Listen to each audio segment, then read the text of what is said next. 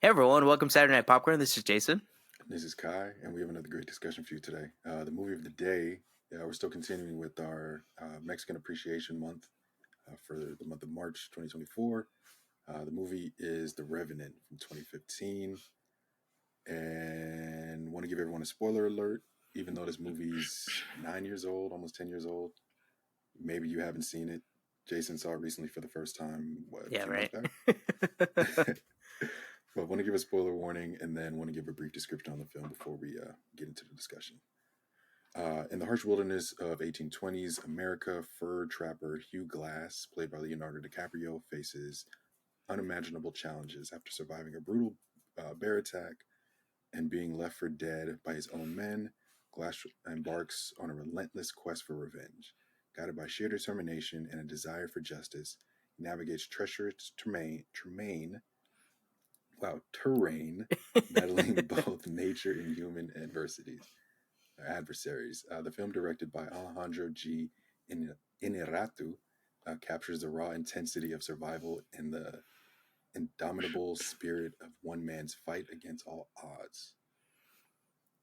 and that is probably like against all odds. This guy can't win, also can't die because Yeah, it's like there's a lot of the nature that tries to kill him.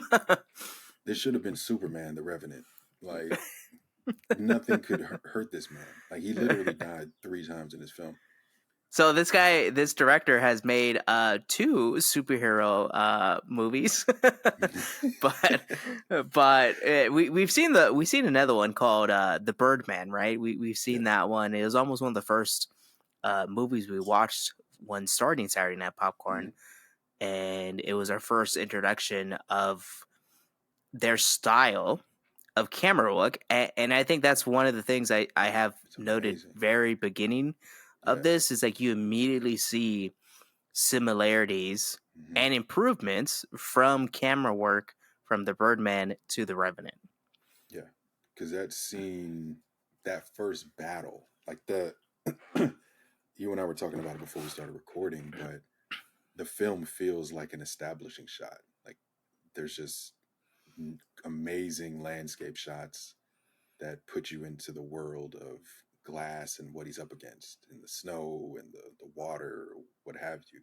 Mm, But there's that opening fight sequence between Glass's men, the fur traders or fur trappers, and an indigenous tribe, and it feels like a scene from Birdman. It feels like a one stop or one shot take, and you're just like, how did they even pull this off? right? There's a lot of Arrows through choreography people, of like yeah, people just being like, all right, no one just sneeze, no one low trip. down, yeah. But just like because I've seen, I think you've seen 1917, Yes. in that, just like hearing the behind the scenes of, yeah, we choreographed everything, we had to set up the set a certain way so that people could move and this and that, but you knew that going in, like, oh, this is going to be a one shot or a continuous take type of movie. The Revenant, I don't think they really, from what I remember, they didn't pitch it as like, hey, there's a scene that feels like one shot. You're just kind of thrown into this moment when you see someone get an arrow through their chest, and you're like, the heck is about to happen? And then all Yeah, hell breaks loose. and do you see that as like their style now of Alejandro's style of Yeah. we haven't seen their early stuff because he did Babel 21 grams and stuff, and so I haven't seen those films either.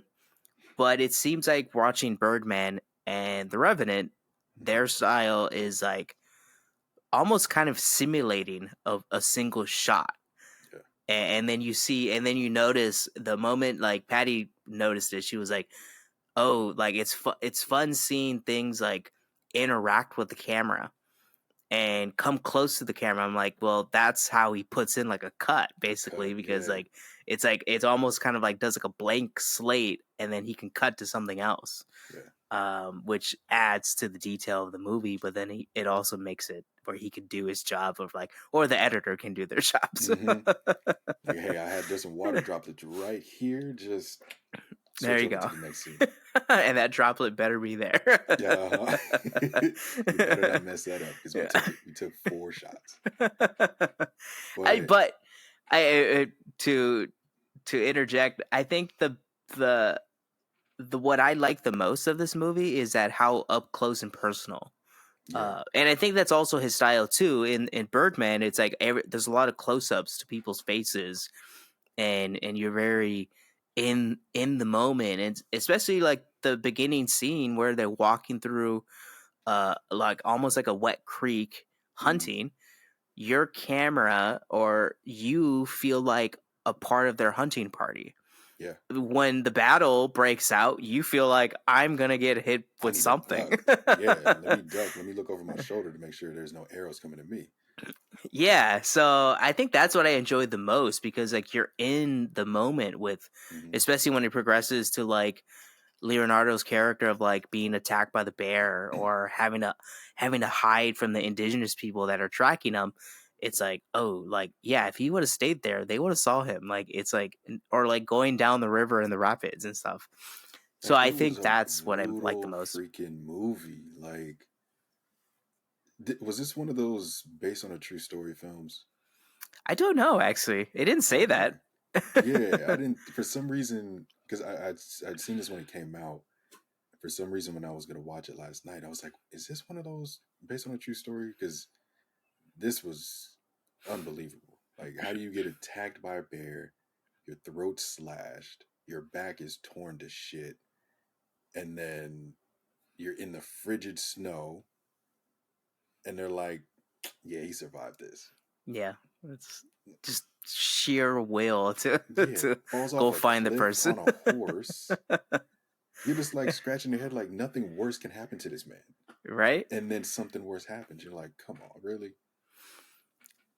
Yeah, yeah. It almost kind of like it's again. It goes back to like this. The world is very violent towards humans trying to survive and stuff, Hmm. and you see it right away. And Especially like back the then.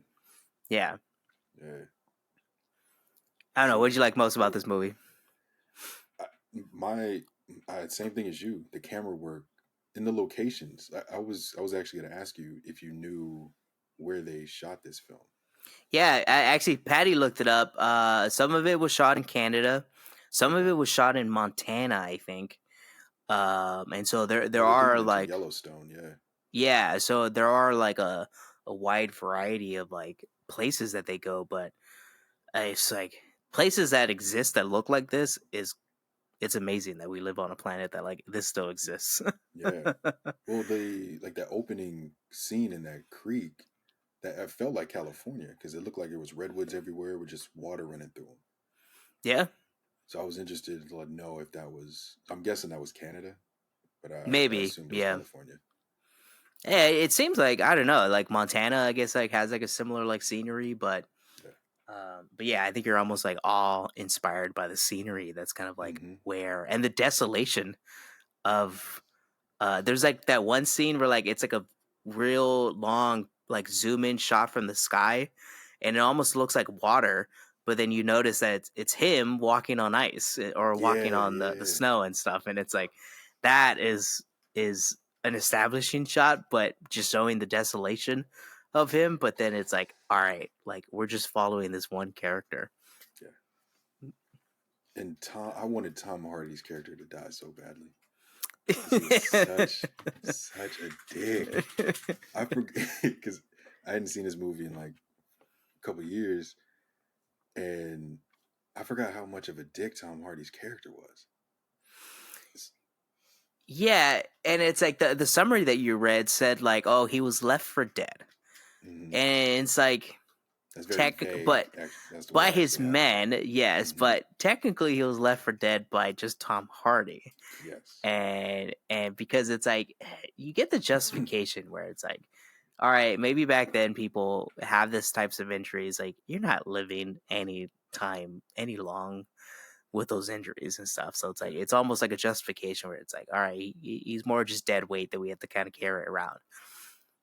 But what Tom Hardy does is what kind of like stimulates that like Yeah. that rush to like go find him because it's like, all right, like you went totally out of like left field for like all this stuff. Just blink once. I'm like, what? How am I just? And he held his eyes open, and I was Yeah. like, I was like, there's no way he's holding his eyes open, and it had one blink. I was like, okay, cool. You gave me permission. Yeah, and he's I also that like douchebag guy that like is telling stories the whole time too, of like yeah. how he's like encountered great people, or he's this, but in the whole story is that they don't go places without Leonardo's character, Mhm. where it's like, oh, he's the one that knows how to get places, and it's like Yeah, no one else knows and stuff. You just yeah. stumble across things, You just so hope, it's like. and just like, blindly. Oh, hey, there's something. And It's Leo is, almost like he drives to like want to be important, like mm-hmm, Leonardo's character, where it's like, oh, we need you, where yeah. you're just kind of just like a person for muscle and stuff for her. He's just one of those people that was happened to be there. Yeah, right. Yeah. I don't know. Do you do you see anything wrong with this movie? I was being it, me being extremely nitpicky. There was a flashback scene when I think it was when Leo was in the TP. So that hunter had found Leo. He was like half dead, and they were on their mission for a while. He built that teepee for Leo, and in one of Leo's like dreams, he was in these ruins, and he happened to see his son, Mm, and his son ended up being a tree, but it didn't feel like a flashback initially. Like the previous flashbacks they had in the film felt like flashbacks. Like they had either the color was a little different or the filter they use on the lens gave it like a haze mm. to make it look like, hey, this is different than the film itself or like the current timeline. But that flashback didn't have that, so it just kind of felt like, oh, this is actually happening. And then you see it's his son, you're like, oh, this isn't happening. That's the only thing I kind of pointed out is like, kind of dislike that, which is super super nitpicky.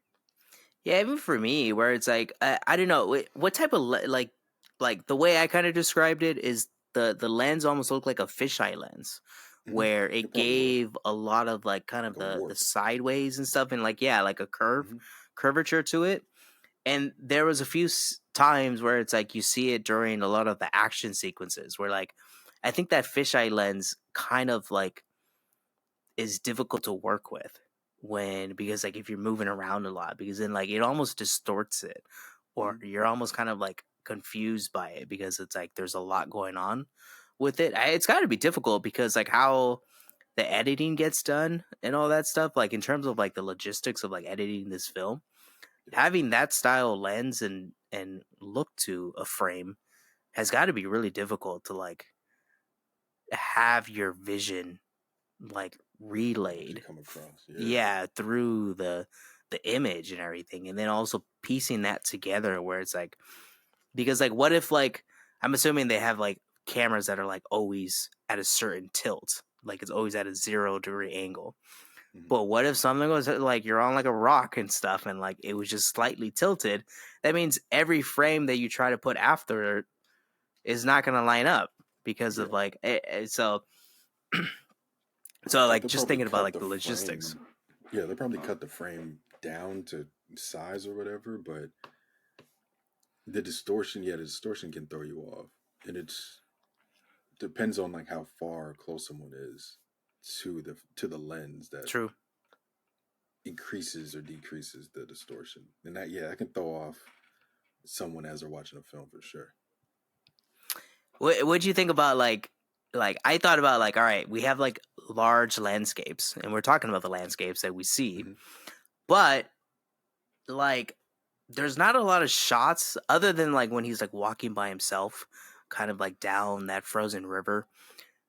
Most of the shots are like really up close and personal, Mm-hmm. where it's almost like it was almost like a directorial kind of cinematography decision to be like, we're only going to be using large landscape shots to almost kind of like showcase emotions, basically. Like Yeah. it's typically when he's processing something in the film, there's like a landscape shot of like the sun coming up or like fog. So that's got to be like an interesting decision to like sell people on. Like, what do you mean? We came all the way to Canada and you're going to be real close to the guy's face? And you're just going to show some trees and some snow for a while? Like, how are people going to understand that?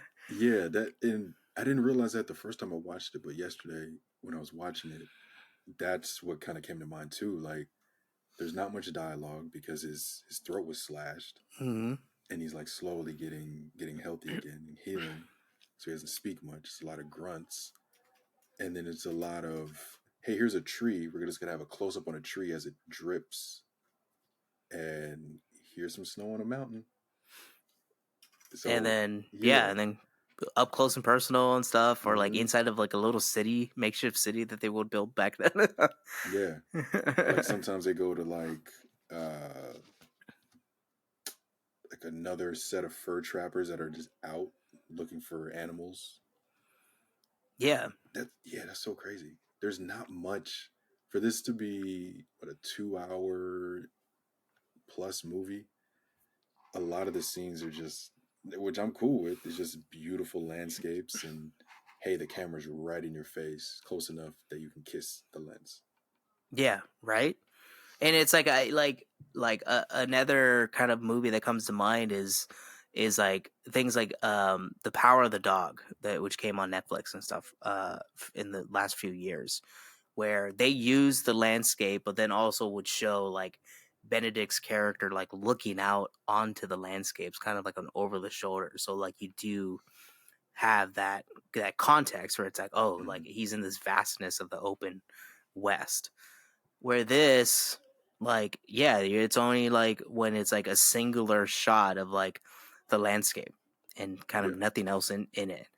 Or it kind of like sets the mood of like the Patty made a comment of like the crunching and the melting of the snow and stuff, like hearing that, it's like there's like a lot of like audio context to things too, Yeah.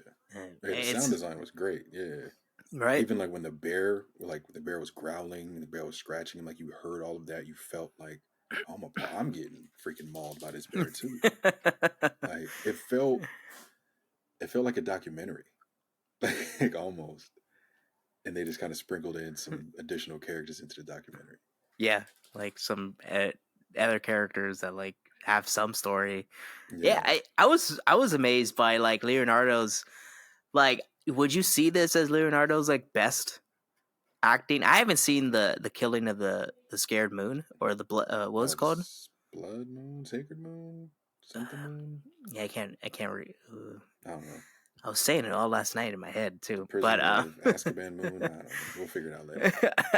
but in terms of like his, it's funny because he doesn't have a lot of dialogue, No. and it's a lot of like physical acting and Mm-hmm. grunting and stuff. So it's like I was enthralled by like what he was able to do with this. Yeah. And just the physicalness. Yeah, I would. My my favorite Leonardo DiCaprio movie is Catch Me If You Can, but this is up there for sure. Oh, and there was something I did notice. You kind of touched on the scene earlier when he was near the Whitewater um, rapids, Hmm. and he was like trying to escape from this tribe or set of indigenous people, and he grabbed onto a log at some point, and it reminded me of the Titanic, and I started laughing because I'm like, oh, he was able to get away this way in this film, but he Yeah. couldn't do that same See, thing in the Titanic on a door. you need to steal some like rich lady's like fur coat on the Titanic to like survive. That was like instantly what came to my mind when I was watching that scene. I wonder, like does he have his in contracts? Like, if I do a movie, you have to do a callback to the Titanic You somehow, have some to. way. And show people that it could have went down. I could have been safe. Right? Yeah. She just didn't want to squeak over just a little bit for me to be on the door too. Now, I think we really both really enjoyed this movie because in terms of like seeing the cinematography of this movie, it's almost like shocking. Yeah. how good this movie looks, and I think we probably both watched it in I watched it in 4K, and it's almost like you're like reminded that some things can look crazy Yeah. good, even better than real life probably sometimes. But in terms of like recommending like a 2.5 hour long movie to someone, like how do you do that? Oh, this was a master class. Like this was a master class in filmmaking for sure. Um, I think I think you pitch it as you pitch it as a Leonardo DiCaprio film, and then it is an action film and a drama, and a very emotional drama, and you don't know how someone can endure this much. Mm, I would pitch it like that, and I think anybody would be like, "What are you even talking about?" And you just tell them like, "There's a bear attack within the first 30 minutes, but there's still another 2 hours with the same main character." They'd be like, "Impossible! You die from a bear attack." It's like yeah, he doesn't. no. Yeah, that's how I would pitch it. That is true. It's almost like the movie's like very motivating because like at the end of it, you're like, man, this guy was able to survive a bear attack Yeah, in the 1820s, still got his job done of what he wanted to do. Sadly, he loses his wife in the beginning of the in the history of the movie, yeah, and then and his his kid. son, Yeah, yeah, his son throughout the whole movie and stuff. And it's like, but then he's still alive at the end, and I think that's like also that like that like unknown. It's almost like it ends in this like you can create your own story. Like, all right, does he just give up and just kind of lay in the snow, and then like, yeah, all right, he joins his family and stuff, or does he kind of continue on doing stuff? Um, in terms of like telling, like I think people should watch this once, no matter mm, what. Like if you are like not interested in watching a 2.5 hour movie, because I think the runtime can be very daunting to somebody. yeah, Because even yesterday we watched it and we're like, oh, like we have to kind of start watching it because before it gets too late and yeah, stuff. But once you start watching it, you're like, oh man, I can't stop watching it. I can't like just press pause and walk away and try to yeah. watch the rest of it tomorrow. So I think no matter what, everybody should watch this once.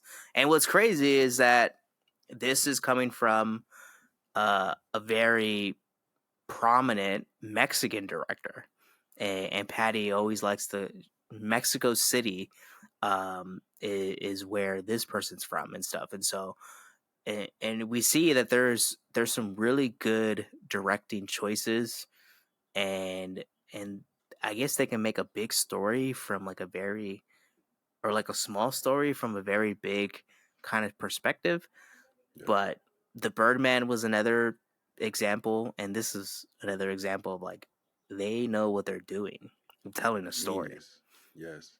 Yeah, so I think that's like if my family, it's like all right, like if you want to watch something that's like primarily from a Mexican director, the the Birdman and the Revenant are some clear examples of like really good movies Mhm. that will are completely different stories. Like one's like a aging superhero, Yeah. and he's a douchebag and stuff, and then this one is just like he's almost he wants to murder the world.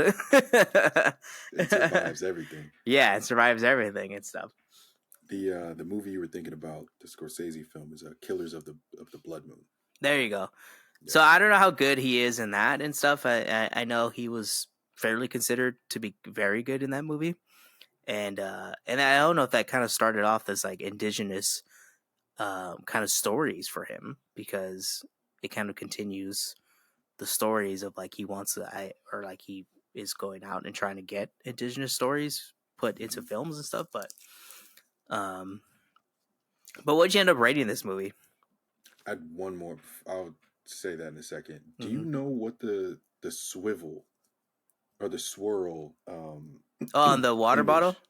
Yeah, because that's something that is in True Detective also, and I they don't really like they kind of touch on it in True Detective, or I just forgot the history behind it that they gave in True Detective, but I didn't know. I was surprised to see it in this. I don't know. The first thing that comes to mind, it's like almost like that movie Prisoners, where like a puzzle or a maze. Yeah, can be a trap and stuff in all senses. Um, yeah, but I had no clue where and whether or not the swirl was it just for the fact that like we're gonna see it towards the end where like oh it shows that the guy's still alive and there's no significance to the swirl, or was there significance to the swirl because where in sorry, go ahead. No, go no ahead. go ahead. Yeah, in True Detective, there's they're in Alaska. I think it's in the first season too, but I forgot. In the most recent season of True Detective, they're in Alaska, and there's a lot of indigenous people, and that swirl was significant to the indigenous people. I want to say it was like a life and death representation, but I'm probably wrong. So I'm wondering if that's something that they picked up from one of the tribes. I'll have to look into it. Could be I totally blanked. because Patty was kind of talking about like the general theme like you see where it's like Leonardo's character is just waiting for the him waking up in the morning. And Mm-hmm. so there's a lot of like reference to like nighttime he could die. He needs to survive the night. And so then he wakes up and it's like you see the waking up of the world around him. The light kind of like starts to shine on him. Kind of everything starts to crack and crinkle as the heat kind of gets to it from the sun. And so he almost is like rebirth like every day. And as with us too, basically, it's like Mm-hmm. it's almost like a brand new day kind of allows you to get closer and closer to that end goal that you have. So like Patty's like thought was like the general theme was like there's this like rebirth and kind of surviving till the next day for that Yeah, motivation, I guess. that could be. I'll have to look into, but that sounds like that might be what it represents. Yeah. So But yeah, for my rating, you and I kind of talked about it before we got on. We gave it the same rating. I gave it a 4.5. Uh, I couldn't really see anything. I didn't see anything wrong with the film, really, except for that minor flashback, me being nitpicky. But yeah, I thought it was a great film. yeah, me too. I think a 4.5 is very solid. Like I think when I first watched it, maybe I gave it a 5. I didn't know. I wasn't using Letterbox back then, Hmm. but um but I can see totally give myself giving it a 5 the moment I watched it the first time. Um, but a 4.5, I think, is like a very solid kind of like this is a movie that people need to watch and stuff and kind of experience at least once, like we said. For sure. Yeah. But all right, Kai, you want to take us out? I remember this Yeah. time. Thanks for joining us for another episode of Saturday Night Popcorn. I'm Kai. And I'm Jason, and we'll be back next week for another one. And please let us know if you liked or disliked The Revenant in the comments below. And please like and subscribe to Saturday Night Popcorn for more podcasts like these.